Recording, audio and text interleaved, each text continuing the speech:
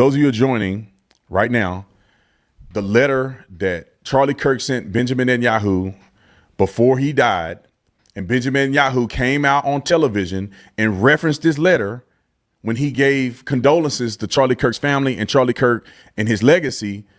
There were people that came out and said that the letter was a lie and that Charlie really hated Benjamin Netanyahu, and he wrote a letter to Benjamin Netanyahu telling him to go screw himself pretty much, and that he don't support him anymore. That was the sentiment that was floating on the internet.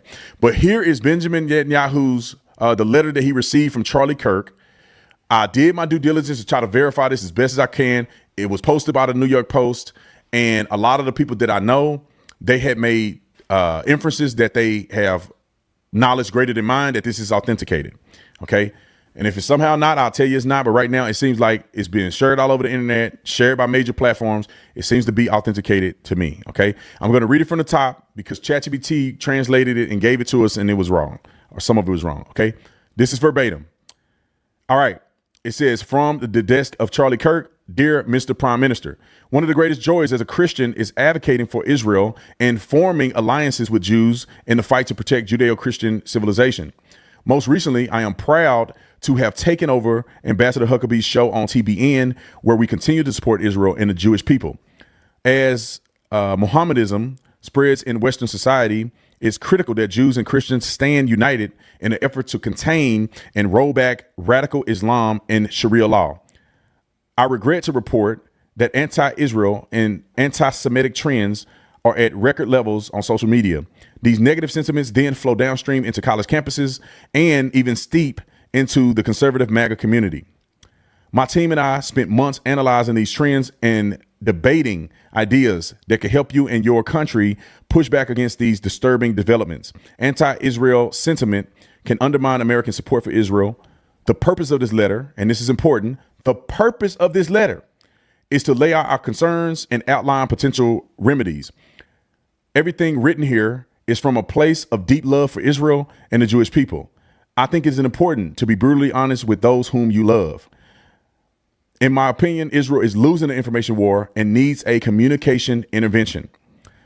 I started to compose this letter to you on Easter.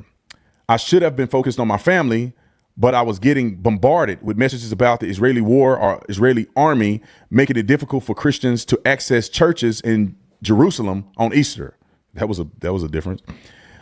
At the time, I did not see any official statements pushing back on the narrative or on this narrative. It was frustrating because pro-Israeli surrogates like me should not be in charge of fact-checking every piece of anti-Israeli misinformation that's pouring into social media. It wasn't just Easter. On my recent campus tour, half of the questions I get are about Israel, and they are all negative.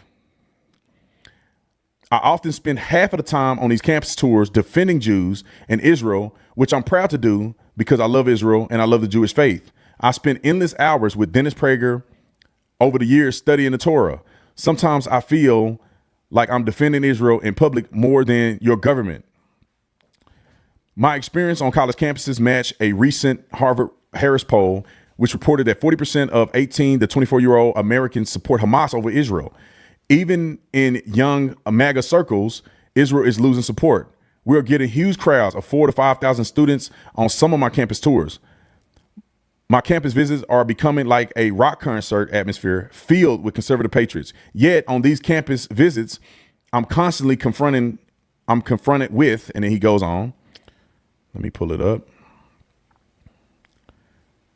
Y'all bear with me. He said, I'm constantly confronted with, and then he goes on to talk about some of these statements. And it says, is Israel an apartheid state? Why do Israel conduct ethnic cleansing? Why is America subsidizing Israeli genocide against the Palestinian people? Is American aid helping to subsidize Israel's free health care? Israel and the Jews are running U.S. foreign policy. Israel and Jews are responsible for 9/11. Defending Israel is not in America's national interest. Why?